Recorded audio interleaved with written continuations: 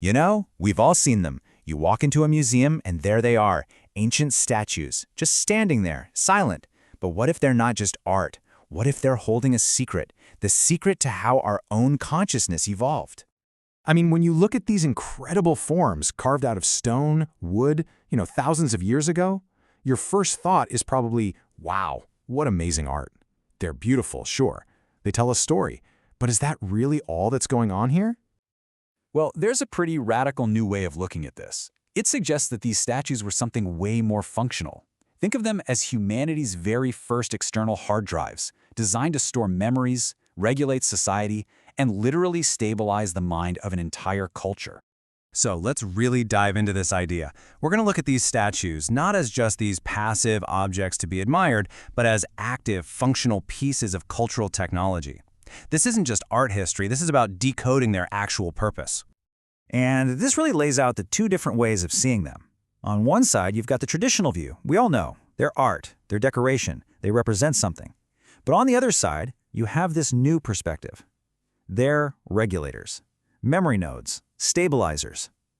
It's a huge shift, right?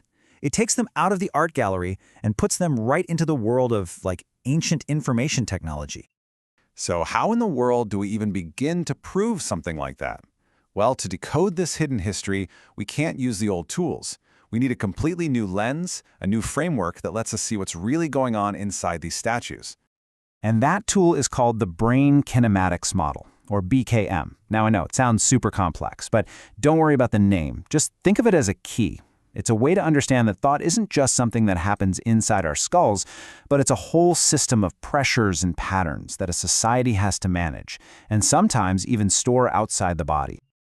Okay, so the first big idea from BKM is strain flows. Just imagine all the pressures pushing and pulling on a society. Things like fear, social conflict, the stress of just trying to survive. These are strains. And the theory goes that early civilizations needed tools, like physical pressure valves, to regulate these strains so the whole system didn't just collapse. And the second big idea is memory fractals.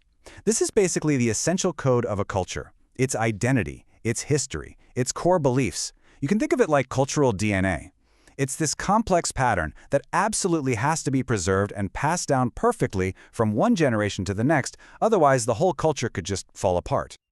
All right, so we've got our new lens, the Brain Kinematics Model. Now we're ready to actually put this wild theory to the test. So let's go on a quick world tour, and we're going to gather evidence from 3 different continents to see if statues really were this ancient form of technology. Our first stop is Africa. And here, the statues are deeply, deeply focused on one primary goal: continuity. It's all about preserving that vital connection to the ancestors, managing emotional conflict in the community, and just ensuring the stability of the group above everything else.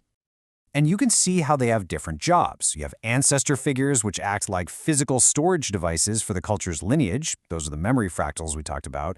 Then you've got power figures, like the famous Nkisi statues, which are designed to literally absorb conflict and negative energy.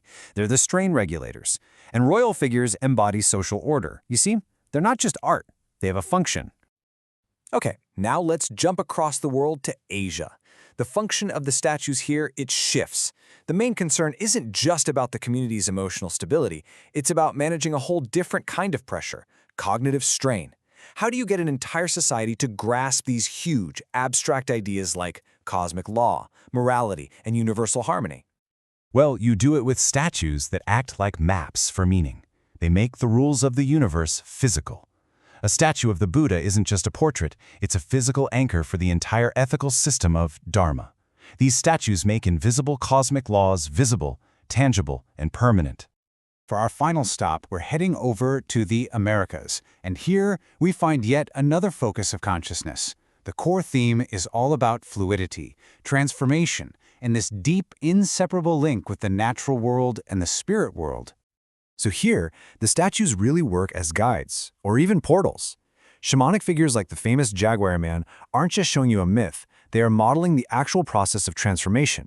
Totem poles are like these incredible vertical maps of a clan's entire cosmology, and Kachina figures are like direct interfaces with the spirits of nature. They help manage the strain of moving between different worlds, different states of being. Okay, so we've gathered our evidence: Africa, Asia, and the Americas. Three totally different parts of the world, three artistic traditions that look nothing alike on the surface. But are they really separate? Or could they be three parts of a single human story? This is where it all clicks into place. In Africa, the main goal was ancestral continuity, which the Brain Kinematics Model sees as a fundamental drive for stability. In Asia, it was moral cosmic order, which is a drive for meaning. And in the Americas, it was transformation. So you have stability, meaning, and transformation, three absolutely crucial pillars of consciousness. And this is where it gets really mind-blowing. What if these three distinct paths, stability from Africa, meaning from Asia, and transformation from the Americas, what if they aren't just developing side by side? What if they are actually rungs on a single, unified ladder that describes the evolution of human consciousness itself? Let's just walk up this ladder together. So, everyone starts at level 1, pure survival. Then comes level 2, ancestral continuity. That's the specialization of African cultures. Then you get level 3, the nature-spirit transformation, which was mastered in the Americas. And then level 4, moral cosmic order, the great project of Asia. You see how they build on each other? From the community, to the planet, to the cosmos, eventually leading up to abstract reasoning and this universal awareness that pulls it all together. It's like a shared blueprint for all of humanity. Thinking about it this way is it's profound. It suggests that these different ancient civilizations weren't just doing their own thing in isolation. They were each specializing, mastering a crucial stage in our collective psychological growth, and they were externalizing their breakthroughs into these incredible statues. Which brings us right back to this core idea, and this quote just says it perfectly. Statues operate as externalized consciousness organs, stabilizing memory, regulating strain, and shaping cultural continuity. They weren't just art. They were organs, external organs for the mind of a civilization.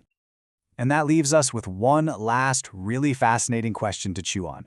If these incredible figures of wood and stone were the technology our ancestors used to build and regulate their worlds, what are our external consciousness organs today? What are the hard drives and the stabilizers that are mapping out our modern consciousness? It's something to think about, isn't it?